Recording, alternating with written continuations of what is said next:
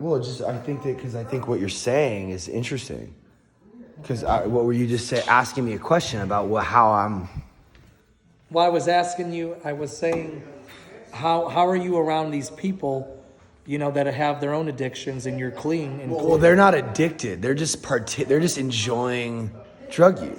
They're just enjoying recreational drug use, right? Okay, so how are you able to be around them and not get involved in that after being clear? Well, because I know I can't. I know for me it's life and death. It's not an option for me. And once I have accepted that, which is the first step, I admitted I'm powerless over drugs and alcohol. Like, I'm powerless. It's not even an option.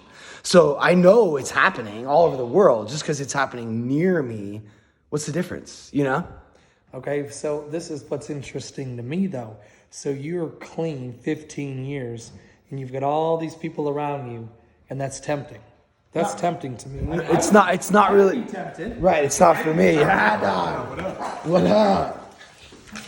It's not. I don't know. I guess I'm just. Plus, I've spent. I've toured all over the. No thanks. I've been touring. I mean, I was in a band for so long, performing. So I guess I'm kind of just used to it. I don't know.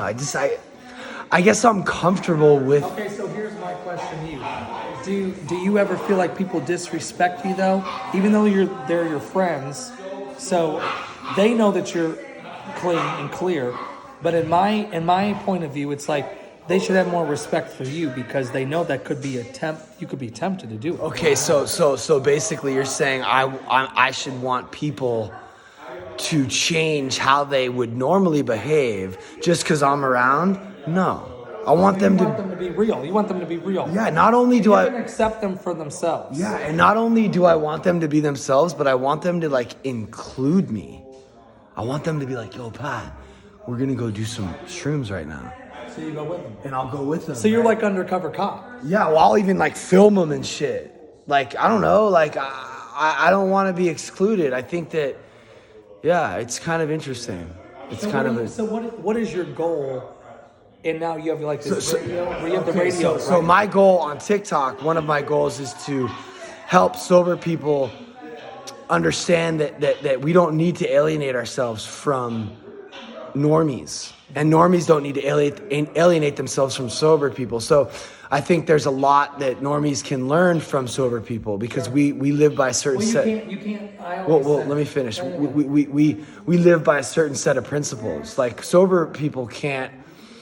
To be sober, you have to be rigorously honest. You have to admit your faults. You have to own your part. You can't really afford to lie, cheat, and steal. We have to live by certain high moral principles, or else the guilt and shame will eat us alive because we can't take the edge off. And a lot of that has to do with spirituality and all this kind of stuff. So if we can, if those principles can rub off on normies, awesome.